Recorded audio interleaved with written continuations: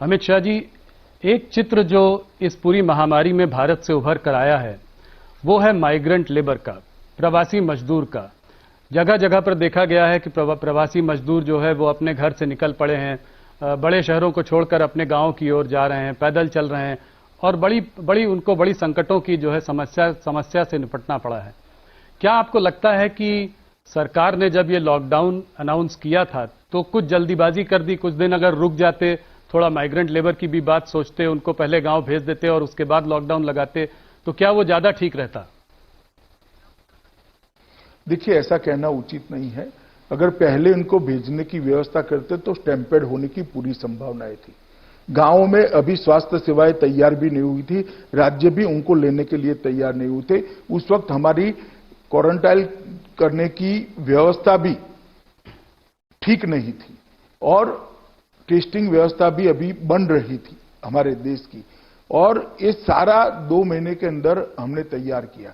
और मैं जहां तक प्रवासी मजदूरों का सवाल है आपको कहना चाहता हूं, जिस दिन से लॉकडाउन आया राज्य सरकारों ने कैंप लगाए हैं, उनकी भोजन की व्यवस्था करी है और केंद्र सरकार ने 11,000 करोड़ रुपया एसडीआरएफ फंड के तहत, एनडीआरएफ फंड के तहत राज्यों को दिया है, जिसके माध्यम से कलेक्टर एक कैंप लगाकर सभी प्रवासी मजदूरों को भोजन करा सकें।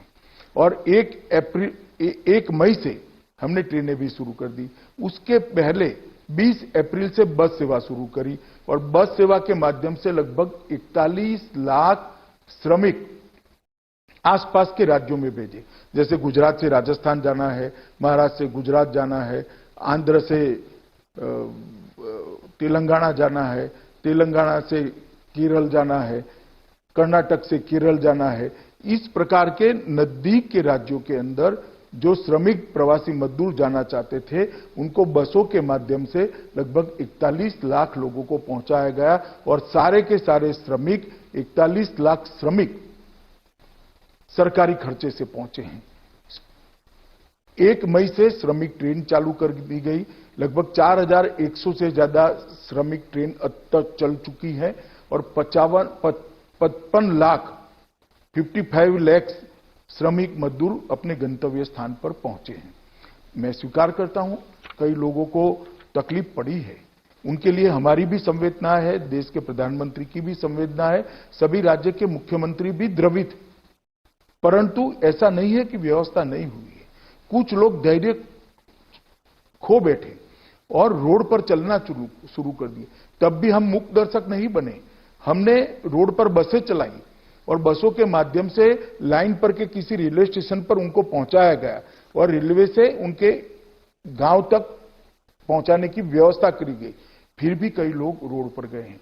मैं इतना ही कहना चाहता हूं कि जो लोग सरकारी व्यवस्था से ट्रेनों के माध्यम से गए, इनके किराए का भी मुद्दा उठाया जाता है। मैं आज स्पष्ट करना चाहता हूं आपके कार्यक्रम के माध्यम से, सबका किराया राज्य सरकारों ने उठाया है 15%, खर्चे का 85% रेलवे ने उठाया है, भारत सरकार ने उठाया है। सबको रेलवे ने लगभग 1.25 करोड़ लोगों को मुफ्त भोजन दिया है, 2.5 करोड़ पानी की बोतल वितरित की गई है। उनके गृह राज्य के अंदर पहुंचने के बाद उनको बसों में बिठाकर क्वारंटाइन सेंटर पर पहुंचाया गया और मुझे लगता है कि क्वारंटाइन करने के बाद उनको भी लगा कि नहीं, ये व्यवस्था ठीक है। सबको वहां राज्य सरकार के खर्चे से भोजन कराया गया और उनको घर पर पहुंचाने की व्यवस्था की। साथ में टिकट प्लस 500 रुपया, कोई राज्यों ने 2,000 रुपया, कोई राज्यों ने 1,000 रुपया, कुछ राज्यों ने, यूपी जैसे राज्य ने साथ में किट भी देने का काम किया। और ये सारी योजना सुचारू रूप से चले, इसके लिए हमने बहुत प्रयास किए हैं और इसी का नतीजा है कि 1 करोड़ 10 लाख से ज्यादा प्रवासी मजदूर आज अपने अपने घर पर पहुंचे हैं और ढेर सारे लोगों ने अपना क्वारंटाइन पीरियड भी समाप्त कर घर पे परिवार के साथ रहना भी शुरू कर दिया है। हां, परंतु राहुल जी, ये बात आपकी सही है, कुछ ऐसे दृश्य हुए जो नहीं होते तो ज्यादा अच्छा था। कई राज्यों ने रिक्शाएं करी माइक वाली और उनकी बस्तियों में घुमाया कि कोई जल्दबाजी न करे, परंतु फिर भी कुछ लोग रोड पर निकल गए हैं और ऐसे दृश्य बने हैं। 5-6 दिन तक ये चला। उसके बाद हमने जो व्यवस्था करी वो लोग समझने लगे और स्ट्रक्चर्ड व्यवस्था से ही जाने लगे। आज ऐसी स्थिति है कि जाने वालों की भीड़ बहुत कम है। धीरे धीरे ट्रेनें भी, आज तो शायद 70 या 80 ट्रेनों की ही डिमांड राज्यों से मिली है। आज भी केंद्र सरकार ट्रेन देने के लिए तैयार है, मगर अब ट्रेनों की डिमांड कम हुई।